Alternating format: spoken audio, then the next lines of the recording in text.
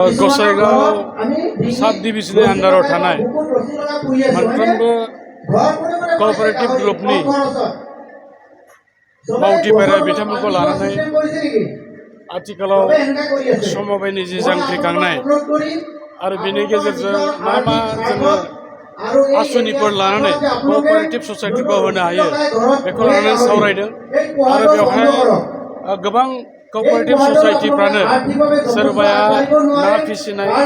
सोरबाया हांसो फिसिनाय सोरबाया बोरमा फिसिनाय सोरबाया लोगोसे अमा फिसिनाय बिदि गोबां माखासे बिथांमोना हाबाफारि लानानै गासिबो खामानिखौ मावगासिनो दङ। दा जोङो बेसेबां बेखौ जौगानो हादों बेखौ जों डिटेल्स जों सावरायगोन आरो लोगोसे आथिखालाव जोङो बिटिआर सरकार हिसाबै जोङो मा रोखोमै जोथोन लानायजों लोगोसेयै बे कअपारेटिभ ससाइटिफोरनो मा जोङो बिथिङै बिथांमोननो साहाय्य जोङो आवगायनो हादों बेखौ सावरायनाय जादों आरो आं मिजिंथिदों जे कअपारेटिभ ससाइटिनि गासैबो जाय बिथांमोनहा बेवहाय मेम्बार हिसाबै दङ बिथांमोना बुजिनो मोनदों आरो बिथांमोना जे लाभजनक जानो हादों बेखौ बिथांमोना फोरमायदों आरो फैबाय थानाय समाव बिटिआर सरकारा आरो बेनिफ्राय बांसिन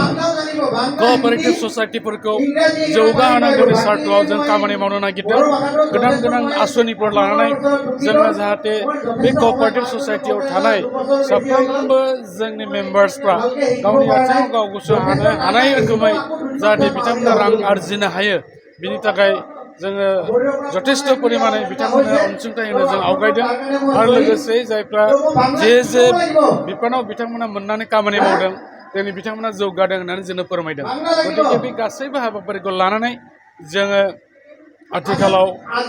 गासैबो फैबाय थानाय समाव साबसिनै हाबा मावनांगौ होननानै जों बिथांमोननो बे साजेसनखौ होदों आरो बिथांमोनाबो गोसो गोसोयै बिथांमोना आवगायनानै फैदों